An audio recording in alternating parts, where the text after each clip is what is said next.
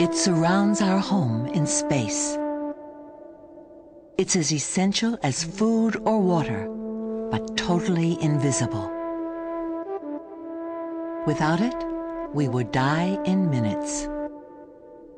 Explore how we depend on oxygen, the breath of life. Next on Body Atlas.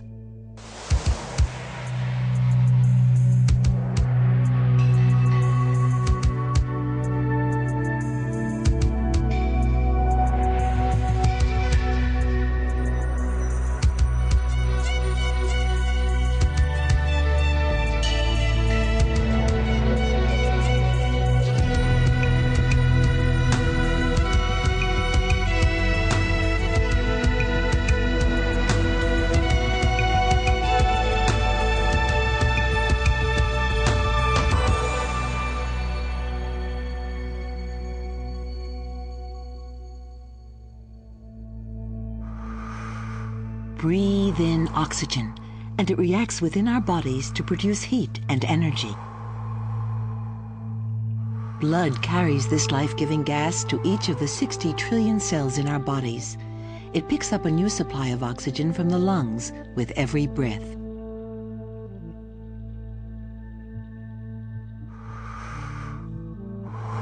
We breathe sufficient oxygen without thinking, but trained lungs can help us become champions.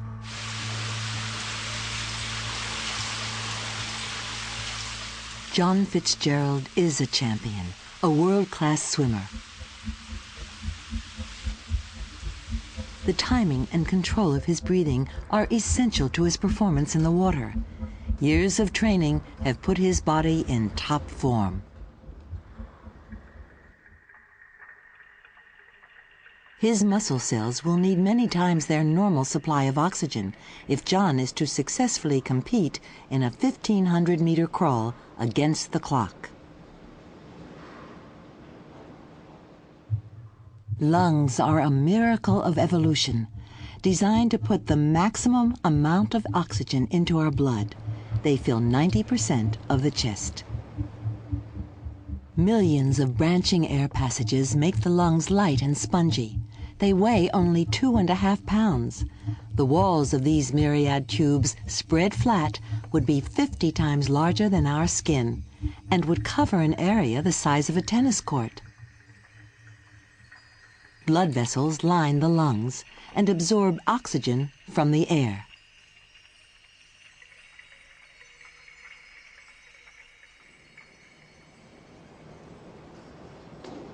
All life began in the oceans.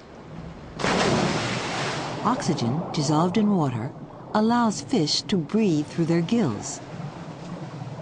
Air contains 50 times more oxygen than water, and our lungs have evolved to take advantage of this plentiful supply.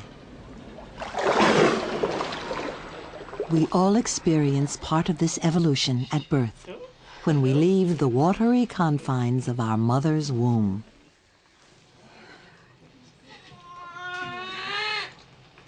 After he struggled for his first few breaths, this little baby boy will breathe another 400 million times during his life.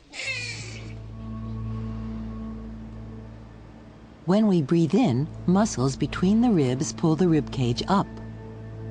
A dome-shaped muscle below the lungs, the diaphragm, moves down. Both actions expand the lungs. It's a superbly reliable machine. When we breathe out, we simply let the muscles relax, and air is automatically expelled from the lungs.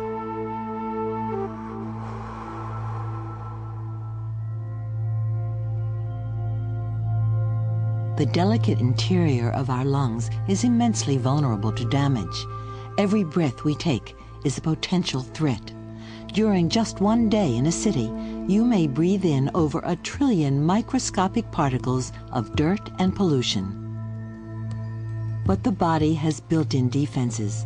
The journey of each lungful of air starts here in the nose. Hairs provide the first line of defense by trapping pollen and larger dirt.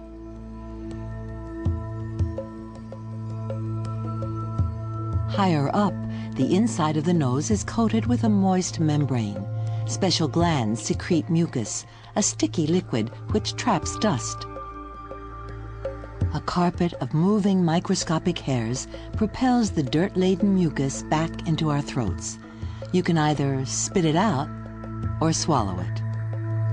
In cold weather, the hairs become sluggish and excess mucus overflows, giving us the all-too-familiar runny nose.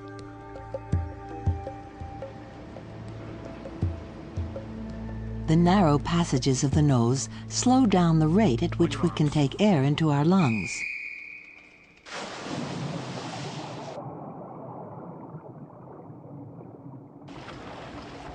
In the race, John's lungs will need to take in oxygen very quickly. To speed the flow of air, John breathes through his mouth.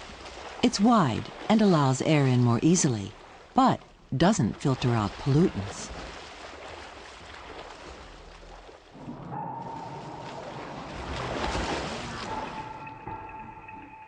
The passages from mouth and nose join at the back of the throat, just above the larynx or voice box. This is the gateway to the lungs, and it's protected by a tough flap, the epiglottis, that prevents food or water from going down the wrong way. Tense the vocal cords, and we can create sounds and speech that are shaped by the mouth and the bones of the skull.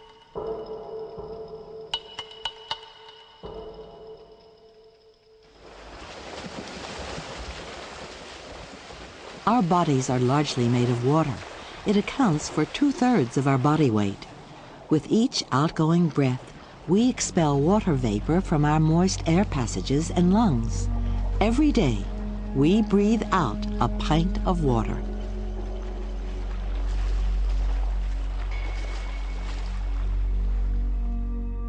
Below the voice box, our windpipe is reinforced with stiff rings of cartilage to keep it permanently open.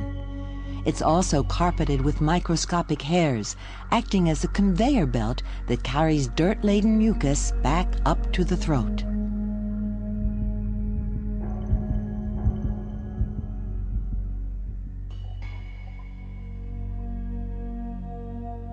We give the mucus a little help when we clear our throats or cough.